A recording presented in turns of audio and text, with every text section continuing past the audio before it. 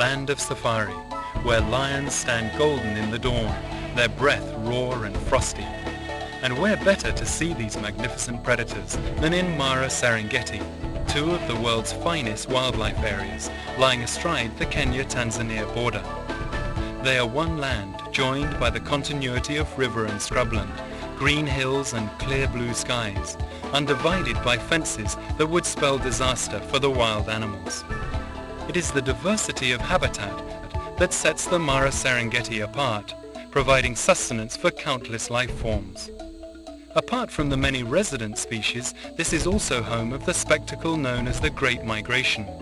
Hundreds of thousands of wildebeest and zebra, forever searching for fresh grazing and water, and moving among them, giving the whole scene an exquisite air of tension, the predators that have always enthralled me: lions and leopards, hyenas and cheetahs, caracals and servals.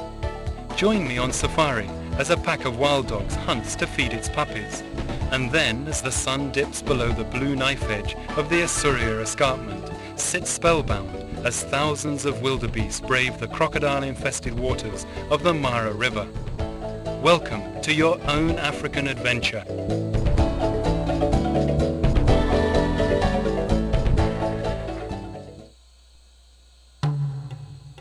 Welcome to East Africa. My name's Jonathan Scott, your guide on this safari to Kenya's world-famous Masai Mara National Reserve and Serengeti National Park in Tanzania. This spectacular area is part of Maasai land, home of the Maasai, who for generations have lived in harmony with the wild animals, roaming the plains with their cattle as they search for fresh grazing. In times gone by, the sight of red-robed Maasai warriors brought fear into the hearts of the other tribes, who they vanquished in their quest for land and cattle. The Masai Mara lies astride the Kenya-Tanzania border and is the northern extension of the Serengeti, together comprising half of a vast ecosystem of 30,000 square kilometers.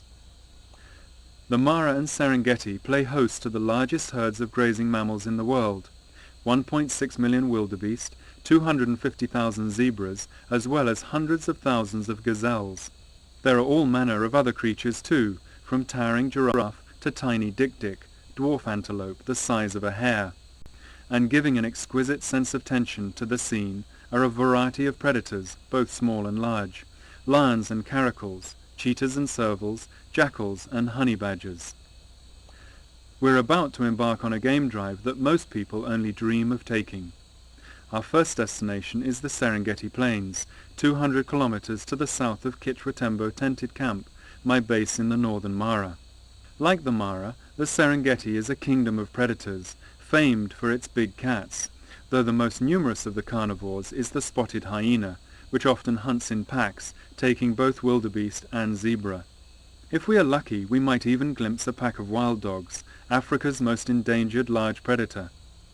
Wild dogs are highly social carnivores, with pack members helping to protect and feed the puppies of the dominant female. The shortgrass plains are the ancestral calving grounds of the wildebeest, who give birth to more than 400,000 calves during the rainy season, which lasts from November until the end of May, at which time the herds turn their backs on the dusty plains and begin the long march to areas of taller grass and permanent water. Some of the wildebeest and zebra head directly north to the Mara, while others enter the whistling thorn country of the western Serengeti, an area known as the Western Corridor. This is poachers' country. Tens of thousands of animals are killed each year by meat poachers, using wire snares and poisoned arrows. But there are guns too, and heavily armed gangs have decimated the Serengeti's black rhino population and greatly reduced its elephant herds. As the dry season tightens its grip, the bulk of the migratory animals push further north, eventually reaching the Mara River, which they must cross if they are to find sufficient grazing. Giant crocodiles await the arrival of the herds, huge beasts weighing in excess of a ton and measuring 16 to 18 feet in length. In fact, all of the larger predators benefit from the movable feast represented by the migration. Cheetahs and leopards prey on the wildebeest calves, and lions with territories bordering the river lie in wait for the herds to come and drink, which they do each day. But it isn't the migration that ultimately controls the number of predators living in the Mara. Lions, for instance, live in prides, groups of related females and their cubs, accompanied by 2 or 3 adult males, whose main role is to defend the pride's territory.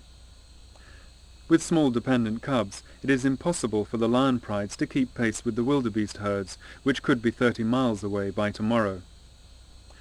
With the onset of the short rains in mid-October, the migration departs once more for the Serengeti, leaving the lions to prey on resident species such as buffalo, topi, and warthog. Most people who take a safari to Africa spend 80% of their time watching or searching for the big five: lions, leopards, elephants, rhino, and buffalo. But there is so much else to enjoy too. During the rains, the grasslands and acacia thickets come alive with flowering plants, and who could fail to marvel at the 500 species of birds? Secretary birds and ground hornbills stride across the plains in search of insects and reptiles, while little bee-eaters glide from their perches to snatch insects on the wing, and pied kingfishers gracefully hover over the water, hunting for fish and frogs. Little wonder, then, that I often say, if I only had one day in Africa, I would spend it here, in the Mara Serengeti.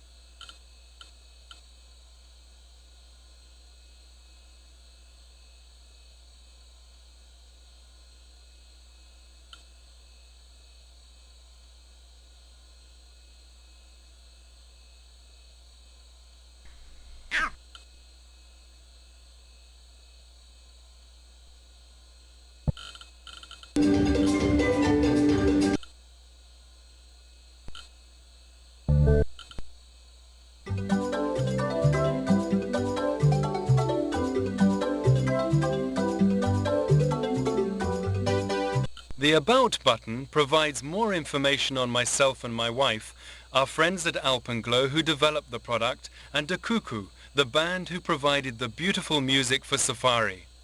Here you can find acknowledgements, a bibliography, and a selection of wildlife societies active in East Africa.